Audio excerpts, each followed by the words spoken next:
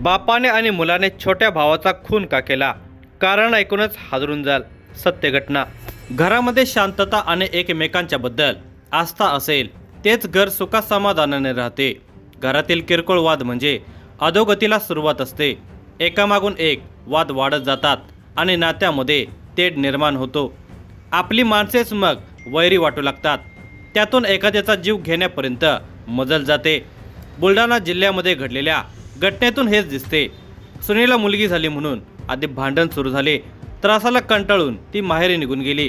तेव्हा मुलगा म्हणू लागला की माझ्या हिश्श्याची शेती द्या. मी बायको मुलीला आणतो आणि वेगळा राहतो. त्याला वडिलांचा विरोध होता.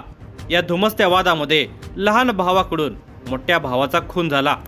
या धक्कादायक घटनेचा सविस्तर वृत्तांत पुढे पाहण्या अगोदर जर तुम्ही या चॅनेलवर जर नवीन असाल तर प्लीज आपल्या ह्या मराठी चॅनेलला नक्की सबस्क्राईब करा. लोणार तालुक्यातील सावरगाव मुंडे या गावामध्ये गणेश रूपचंद चव्हाण हे आपल्या कुटुंबासह राहत होते. त्यांना 2 मुले कृष्णा आणि बाबाराव उर्फ सोनू तर 3 विवाहित मुली आहेत. कृष्णाचा विवाह 2012 मध्ये डोंगरगाव तालुका सेनगाव जिल्हा हिंगोली येथील रेणुकासोबत झालेला होता. विवाहानंतर काही दिवस सुखाचा संसार चाललेला होता. मात्र लग्नाला 4-5 वर्षे होऊनही अपत्य होत नसल्याने रेणुकाला सासरी जाच होऊ लागला. सर्व काही सहन करत ती कृष्णाचा संसार करत होती. 2018 मध्ये तिला मुलगी झाली. तिचे नामकरण आरुषी असे करण्यात आले. मुलगी झाल्यावर आम्हाला मुलगा हवा होता अशी सासरची मंडळी म्हणू लागली. एकीकडे हे सुरू असताना दुसरीकडे कृष्णा आणि त्याच्या वडिलांचे नेहमी वाद होऊ लागले. कारण कृष्णा आता माझ्या हिश्श्याची शेती माझ्या नावावर करा, मी माझी पत्नी आणि मुलीसह वेगळा राहतो असे वडिलांना म्हणत होता. वडील मात्र शेती देण्याला साफ नकार देत होते. त्यातून त्यांच्या घरामध्ये नेहमी वादविवाद कटकट असायचे. या सततच्या कटकटीला कंटाळून रेणुका 1 वर्षांपूर्वी मुलगी आरुषी हिला घेऊन माहेरी निघून गेली होती. पत्नी माहेरी निघून गेल्याने कृष्णाचे खायचे वांदे होऊ लागले. बापाने शेती नावावर न केल्याने आपण वेगळे राहू शकलो नाही म्हणून पत्नी निघून गेल्याचे शल्य त्याला बोचू लागले. तो जास्तच चिडचिड करू लागला. मग बापासोबतचे वाद नेहमीचेच झाले. घरी वाद झाल्यावर तो पत्नीला कॉल करून सर्व काही सांगायचा.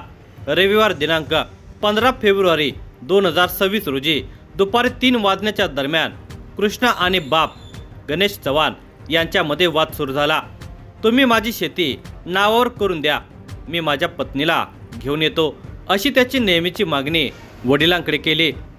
आणि नेहमीप्रमाणेच वडील गणेश यांचा मागणीस नकार होता. त्यातून दोघांच्यामध्ये खडाजंगी निर्माण झाली. बाप लेकामध्ये चांगला संघर्ष पेटला. शिवीगाळ हाणामारीपर्यंत विषय गेला.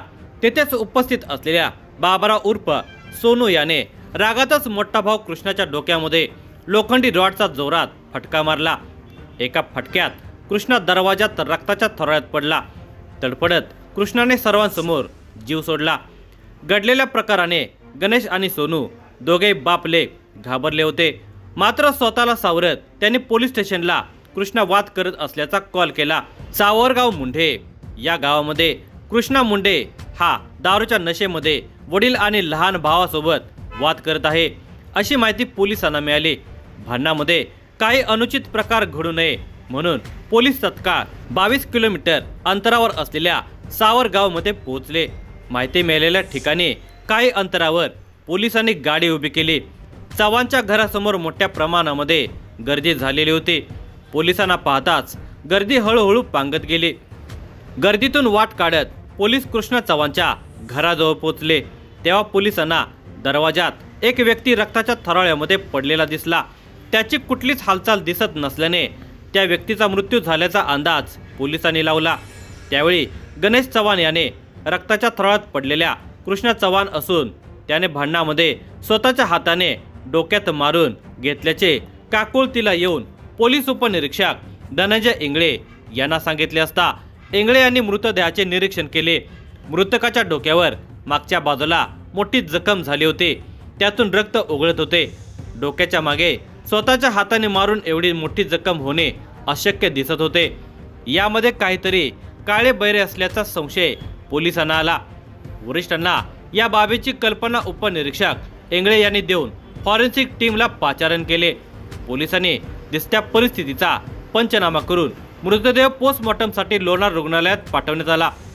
मृतकास कोणीतरी भांडणामध्ये डोक्यात मागून काहीतरी टणक वस्तू मारल्याचा पोलिसांचा दाट संशय होता, म्हणून पोलिसांनी चौकशीसाठी मृतकाचे वडील गणेश चव्हाण आणि लहान भाऊ बाबाराव उर्फ सोनू याला ताब्यात घेतले। दरम्यान कृष्णाची पत्नी रेणुकाने आपले पती कृष्णा यांना शेती नावावर करण्याच्या वादातून सासरे आणि देर यांनी ठार केल्याचा संशय व्यक्त केला। तशी फिर्यादच दाखल केल्याने पोलिसांनी कृष्णा चव्हाण वय वर्षे 32 याच्या मृत्यू प्रकरणी वडील गणेश रूपचंद चव्हाण वय वर्षे 58, बाबाराव उर्फ सोनू गणेश चव्हाण वय वर्षे 25 या दोघा बाप लेकावर आरोप क्रमांक 68/26 कलम 103(1)(3)(5) भारतीय न्याय संहिता 2023 अन्वये गुन्हा दाखल केला। पोलिसांना अगोदरच दोघा या बाप लेकावर संशय होताच दोघांनाही घटनेबाबत वेगवेगळ्या ठिकाणी विचारपूस करण्यात आली, मात्र दोघेही बोलत नसल्याने पोलिसांनी आपल्या भात्यातील नेहमीचे अस्त्र वापरताच दोघांनाही वाचा फुटली आणि दोघेही पटापटा बोलू लागले। भांडणामध्ये भाऊ सोनू याने मोठा भाऊ कृष्णाच्या डोक्यामध्ये रॉड घातल्याने कृष्णाचा मृत्यू झाल्याचे समोर आले। शेती वाटणीच्या घरगुती वादामध्ये दोघांनीही समन्वय साधून मार्ग न काढता अरेला कार्याने प्रत्युत्तर दिल्याने क्रोधामध्ये एकाचा करून अंत झाला, तर त्याच्या खून प्रकरणी बाप आणि भाऊ गजाआड झाल्याने एका कुटुंबाची वाताहत झाली असून शेती मात्र अजूनही आहे तिथेच आहे। म्हणून शेतीचा उद्भवलेला वाद शांततेने हाताळून पुढील अनर्थ टाळता आला नसता का, हा पडलेला प्रश्न अजूनही अनुत्तरित आहे। या घटनेचा तपास जिल्हा पोलीस अधीक्षक निलेश तांबे, अप्पर पोलीस अधीक्षक अमोल गायकवाड, उपविभागीय पोलीस अधिकारी संतोष खाडे यांच्या मार्गदर्शनाखाली लोणार पोलीस स्टेशनचे ठाणेदार प्रकाश सदगीर, पोलीस उपनिरीक्षक धनंजय इंगळे आणि सहकारी पुढील तपास करत आहेत।